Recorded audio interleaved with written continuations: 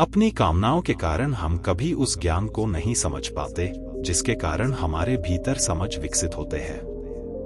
दुनिया में सभी लोगों को वह समझ विकसित नहीं हो सकती, इसलिए यदि आप वही इंसान हो जो जीवन को समझना चाहता है तो आपको अकेले ही चलना होगा।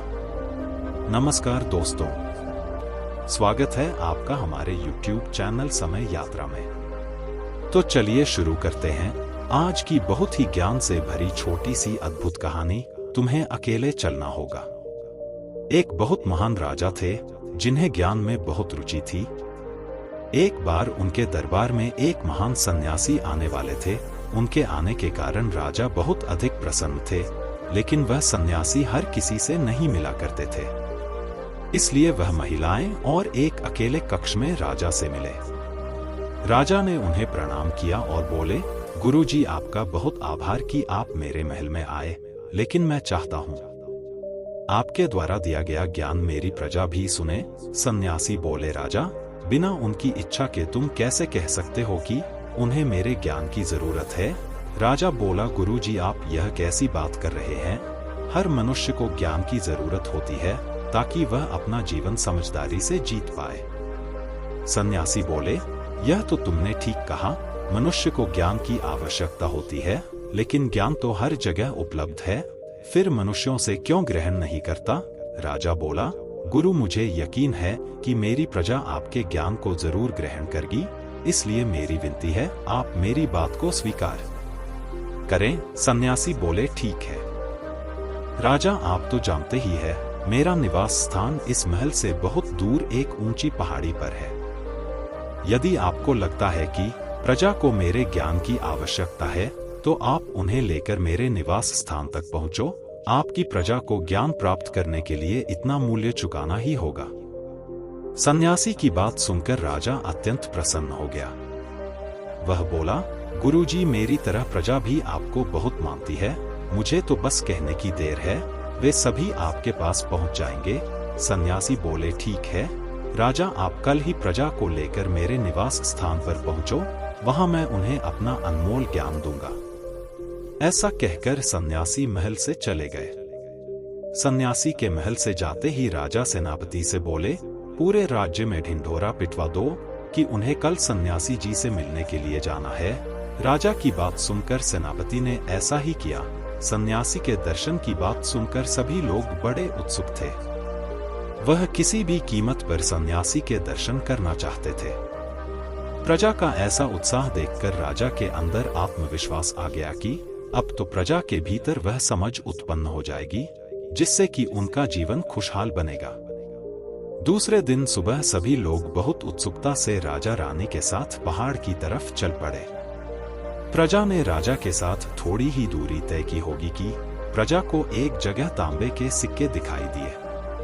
उन सिक्कों को देखकर 20% जनता तांबे के सिक्कों को लेने में लग गई। राजा उनसे कहने लगे, यह तुम लोग क्या कर रहे हो? इन सिक्कों को छोड़ दो, हमें सन्यासी जी से मिलने जाना है। भीड़ में से एक व्यक्ति बोला, राजा, हम बहुत गरीब हैं। अभी इस वक्त यह तांबे के सिक्के हमारे लिए बहुत जरूरी है, इसलिए हमें क्षमा करें, हम आपके साथ आगे नहीं जा सकते। उन लोगों की बात सुनकर राजा ने उन्हें वहीं छोड़ दिया और आगे की ओर निकल पड़े। अब वह आगे बढ़े तो उन्हें एक जगह चांदी के सिक्के का ढेर दिखाई दिया। उन सिक्कों को देखकर आधी से ज्यादा जनता उन्हें लूटने में लग गई। राजा उन्हें भी छोड़कर आगे की ओर निकल पड़े। आगे और बढ़े तो सोने के सिक्के का ढेर दिखाई दिया। सोने के सिक्के देखकर तो बची हुई जनता और भी पागल हो गई। वह उन सोने के सिक्कों को बटोरने में लग गए और अब सिर्फ राजा रानी ही बचे थे जो कि पहाड़ की तरफ जा रहे थे। अब भी पहाड़ के कुछ नजदीकी आने लगे थे कि उन्हें हीरे के आभूषण दिखा और आभूषणों को देखकर रानी से नहीं रहा गया और वह भी उन आभूषण को देखने लगी और वहीं पर रुक गई। मजबूरी में राजा को रानी को भी छोड़ना पड़ा और वह आगे बढ़ गए। राजा जब सन्यासी जी के पास पहुंचे तब न प्रजा उनके साथ थी न सैनिक। महाराजा वहां अकेले ही थे। राजा को अकेला देखकर सन्यासी बोले, अरे राजन, आप अकेले आए, आपकी प्रजा कहाँ है? मैंने तो आपकी प्रजा के बैठने के लिए सभी इंतजाम करवा लिए थे, लेकिन आप तो अकेले ही आए हैं। राजा बोला, गुरुजी, जब मैं निकला था मेरे साथ प्रजा थी, लेकिन आते आते मैं अकेला ही रह गया। सन्यासी बोले, राजन, शायद अब तुम मेरी बात को समझ चुके होंगे। ज्ञान मार्ग पर मनुष्य को अकेले ही चलना पड़ता है। यह इंसान के अंदर की आवाज होती है जो कि उसे इस रास्ते पर ले आती है। लेकिन संसार के लोग तो काम न हो और धन की लूट, उनके लिए ज्ञान को ग्रहण करना अत्यंत मुश्किल है। सन्यासी फिर बोले, राजा, किसी बात को सुन लेना और समझ लेना एक बात होती है और उसे अपने जीवन में उतारना बिल्कुल दूसरी बात होती है। इसीलिए यदि आपकी स्वयं की इच्छा है तो आपको अकेले चलना होगा। भीड़ कभी भी एक साथ ज्ञान या समझ नहीं प्राप्त कर सकता।